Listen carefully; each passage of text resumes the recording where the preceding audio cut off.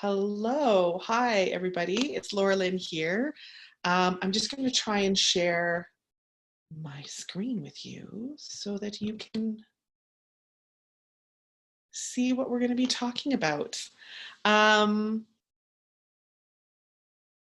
to see you. Well, I was going to say nice to see you. The only person I can see is myself on the screen here with myself. People were saying they wanted the face behind the voice. So I thought I would technologically try and do this. Let's see if it works. For those of you that have never been to a BridgePoint webinar before or been to a program, I'm Laura Lynn. I'm the clinical program director, and I wanted to come on today. I know you're being inundated, flooded with so much Instagram feeds and YouTube and Twitter, but I did want to take a moment out of my day, out of your day, to talk about the uncertainty that we're all facing right now. People often find these webinars helpful in terms of, if you haven't been to BridgePoint, you get a taste of what we're about. If you have been to a BridgePoint program, this is a nice reminder of some of our language, some of the things we've worked on in program. And so it's just a nice touch point, hey? So I thought I'd come on here today and talk how to manage uncertainty, because we will always have it. There is no way of outdoing uncertainty. So instead of trying to get out of it, let's figure out a way to move through it and manage it. BridgePoint remains open. Our phone lines are up and running, emails up and running. Let us know, reach out if you need support. We are, like this webinar, trying to find some different ways to reach out and touch you. I want to sing that song, Hands, touching hands. Anyway, sorry. We want to find a way to connect with you virtually and hopefully provide support to those that are either in recovery, thinking about recovery, just trying to manage the day-to-day of life with an eating disorder, disordered eating, just struggles with weight, shape, size, food, our bodies. So hopefully this information will be helpful. I'm using it myself because I'm in this right along with the resties. So this is a good reminder for me too.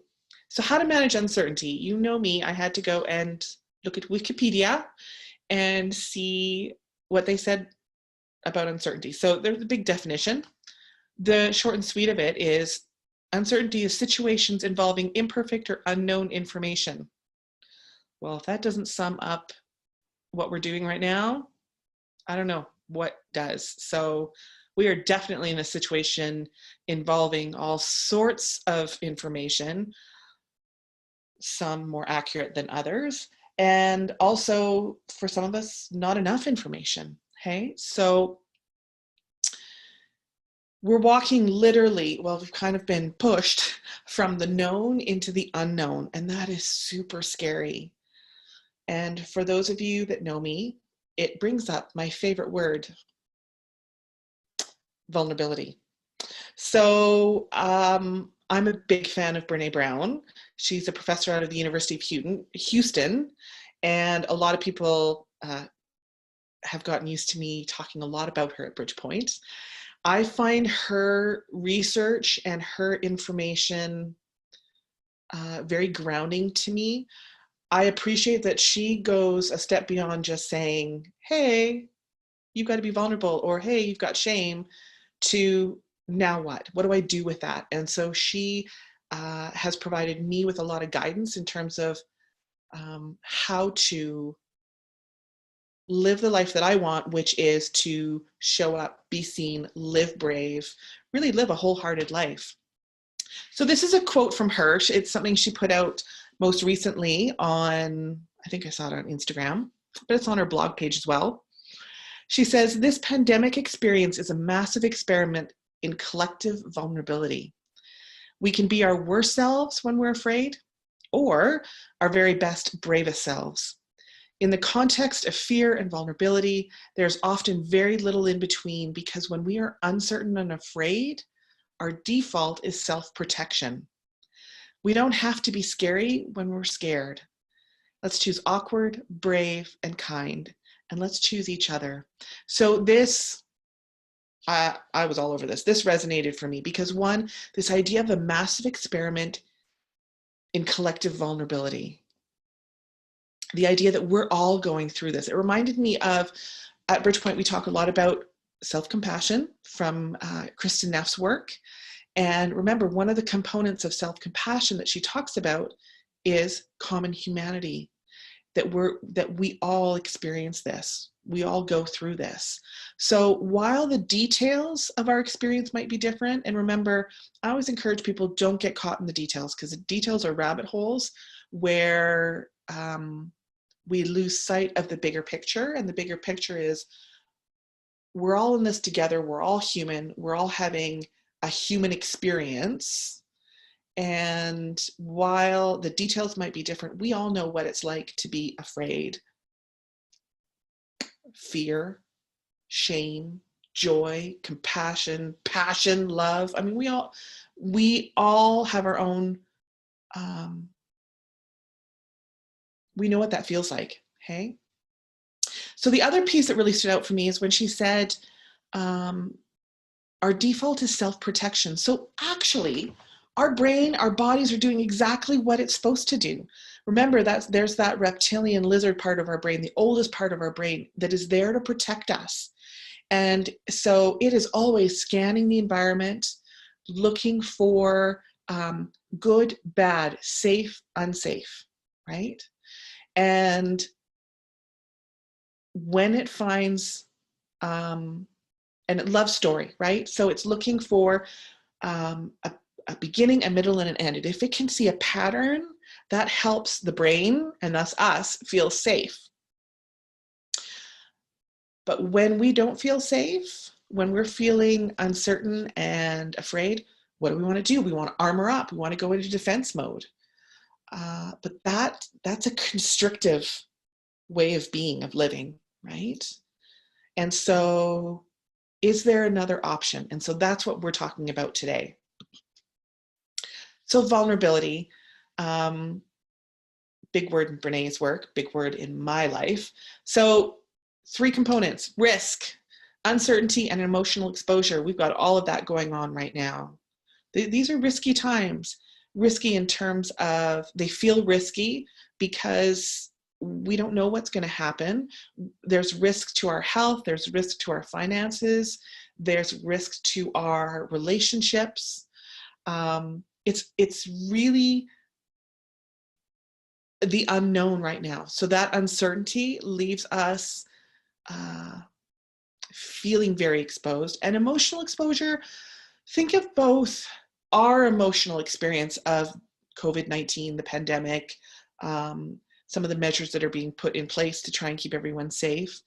So there's our emotional experience, and then there's also our experience of other people's emotions. I don't know if you had this happen to you before, right at the very beginning of this, when everyone was buying a lot of toilet paper. I was at the shopping mall and I felt this need, like, I need to buy more toilet paper. That didn't come from a rational place because I already had toilet paper, but I was picking up on everyone else's kind of that panic and scarcity mentality. There's not enoughness, right? So what do we do with vulnerability? Because again, we can't get out of it.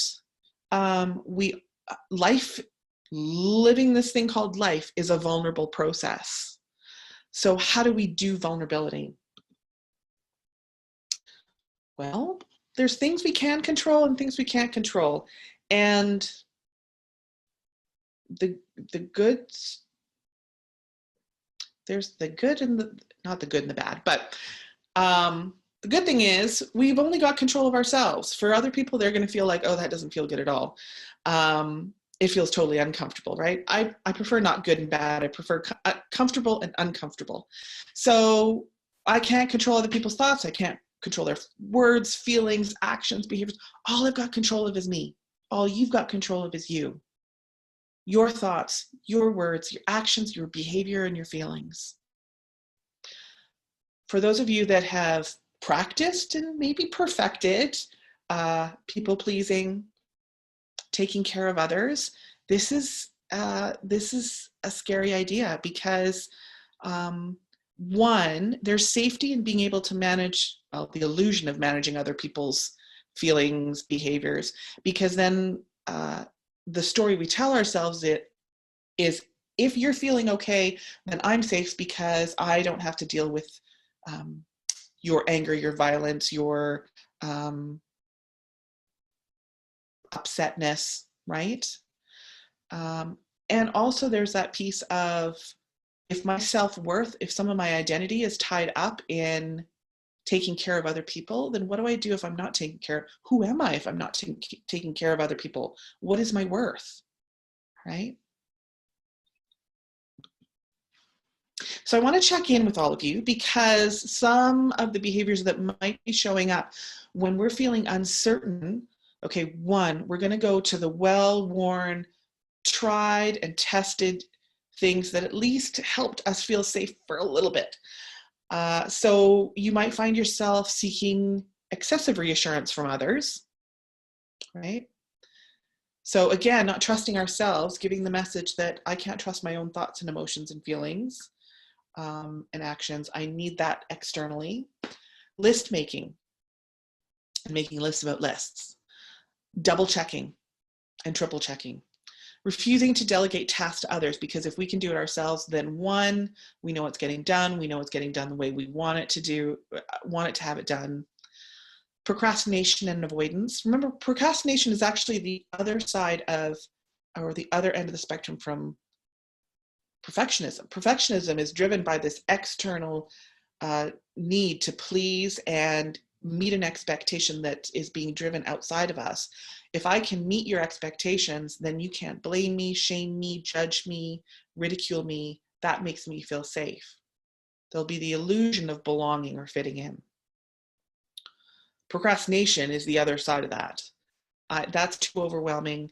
I don't even want to risk the story of, or having evidence to support my story of failure, so I'm just going to avoid. And then distraction.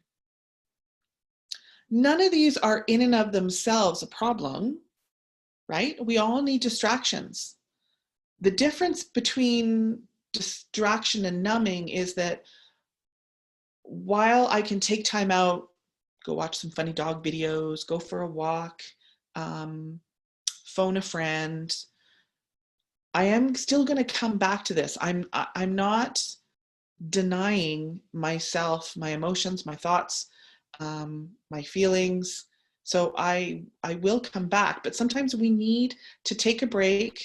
It's like almost like our timeout, right? Distraction, to come back into that window of tolerance for our nervous system, right? Because when our nervous system, when we're in distress, our frontal cortex, the logic part of our brain, the rational part of it just goes offline, right? And so we are in the fight, flight, freeze state, and that doesn't leave a lot of options. So distraction can help us bring the nervous system back down into a place where the brain comes back online and we're able to make what in DBT they'd call go into our wise mind, when we're accessing both our emotions and our rational thoughts and making the best decisions with the information we have at the time, right?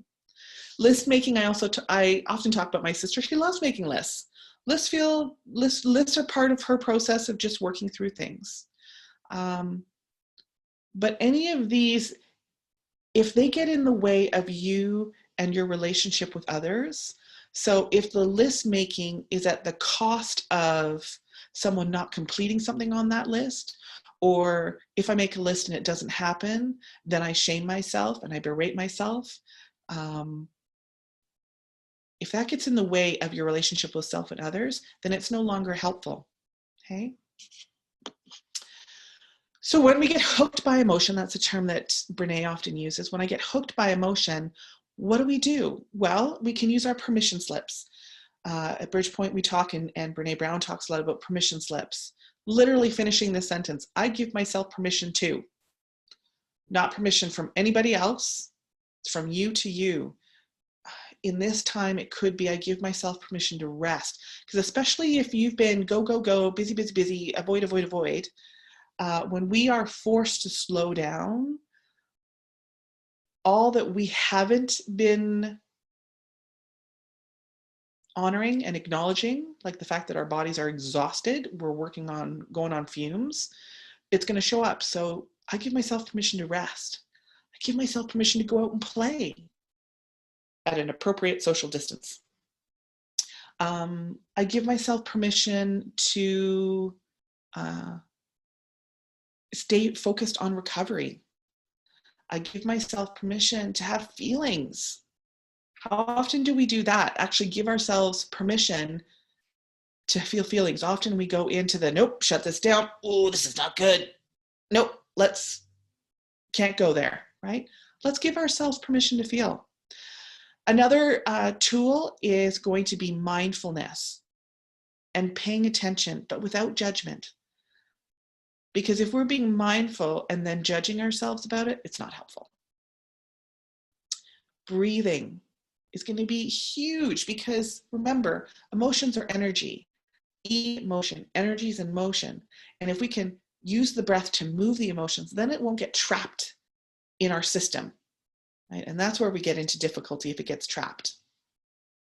And again, self-compassion, Kristen Neff has a whole bunch of resources on her website, selfcompassion.org. But if we distill it down to its simplest, self-compassion is talking to ourselves the way we talk to a loved one. Get curious, because the emotions are communication. They're telling us something. So rather than judging them, let's get curious and say, I wonder what this sadness is trying to tell me. First, I need to feel it. Because remember, when we go into the get curious, we come up into our brain, and the brain feels like a safer place. I'll analyze this, I'll dissect it, that'll be better. Versus, there's sadness right now, and I have to feel this. Okay?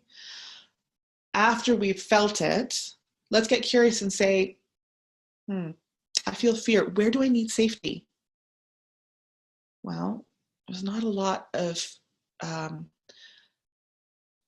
things that feel safe right now. Maybe you need to set a boundary. We've kind of been forced into setting some boundaries with social distancing, but maybe you need to set a boundary in terms of I need to take some time out for myself.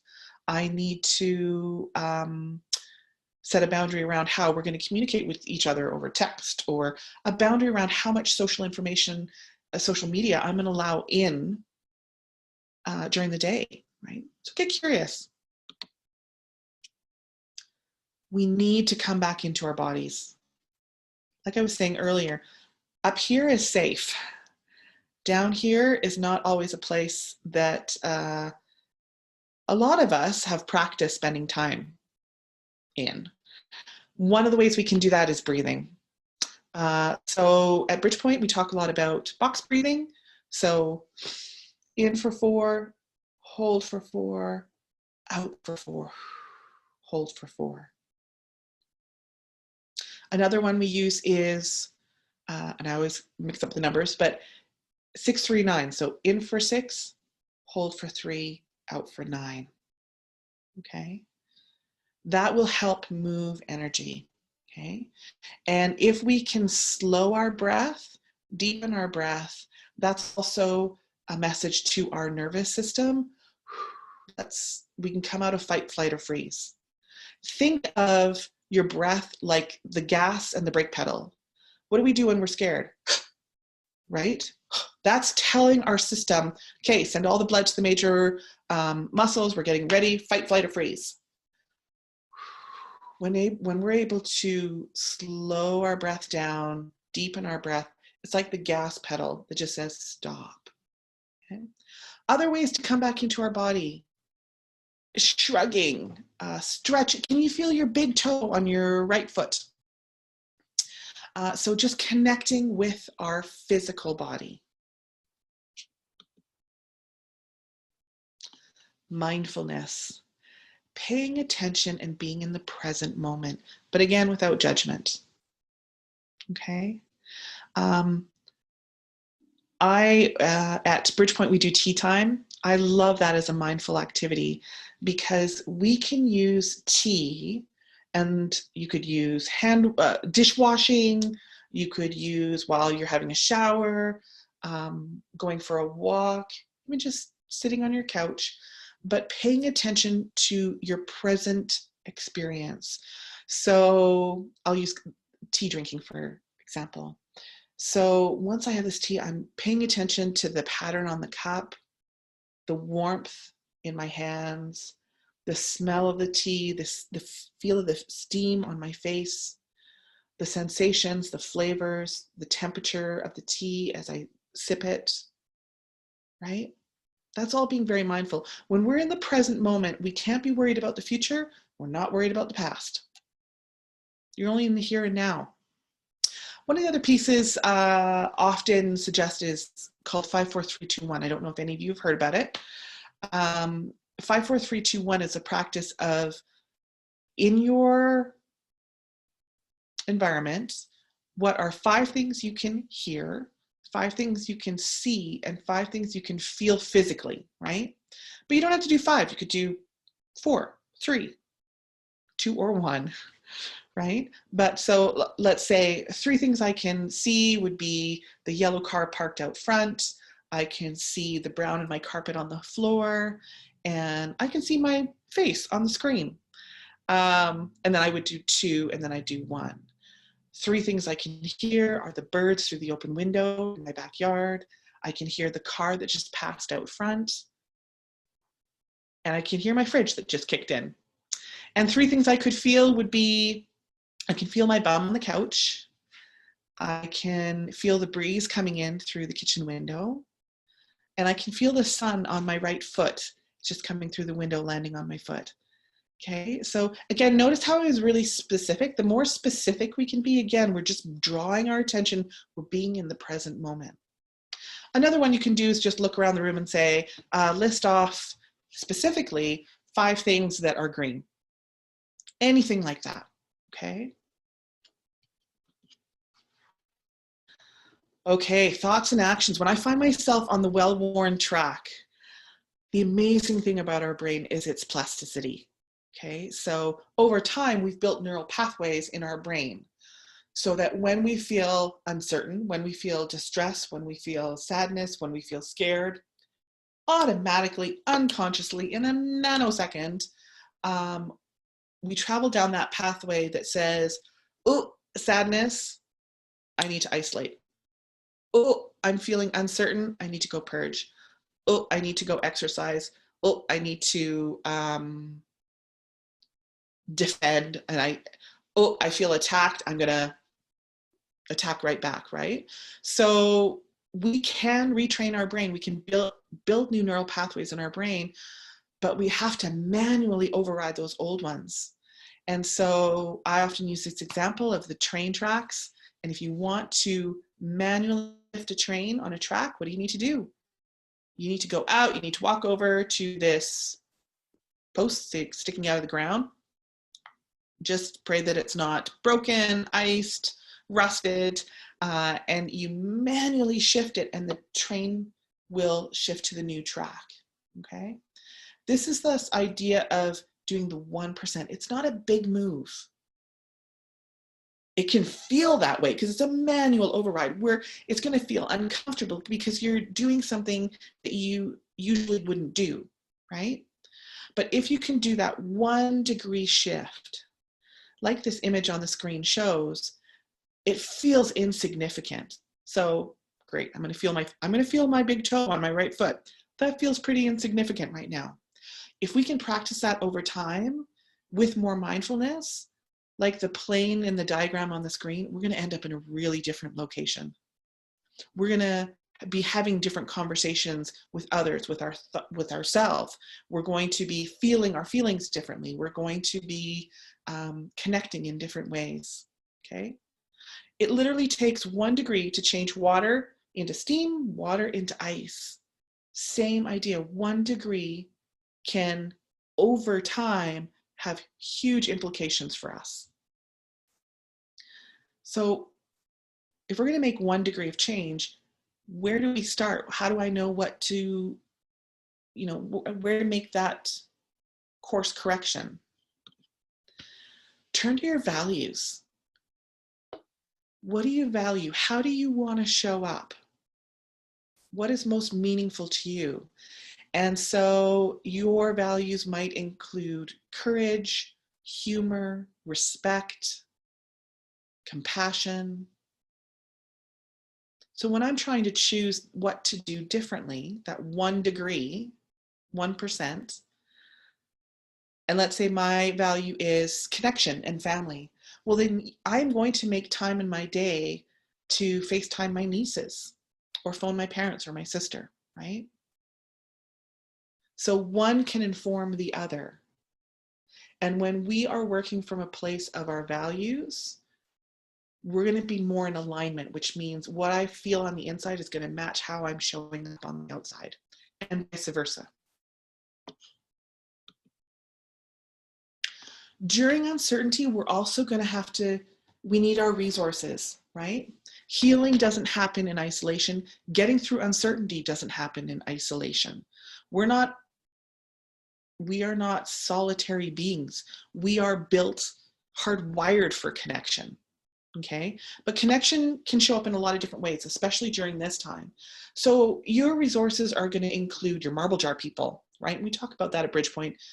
Brene Brown talks a lot about it, but who are the people that have earned the right to hear your story? So when you are giving yourself permission to feel, or you're finding yourself really struggling with a shame story, you can reach out to this person, right? And you know they've earned the right. You can trust them with that. Your resources are also going to include other people, pets, maybe faith communities. You are going to have resources in your community team.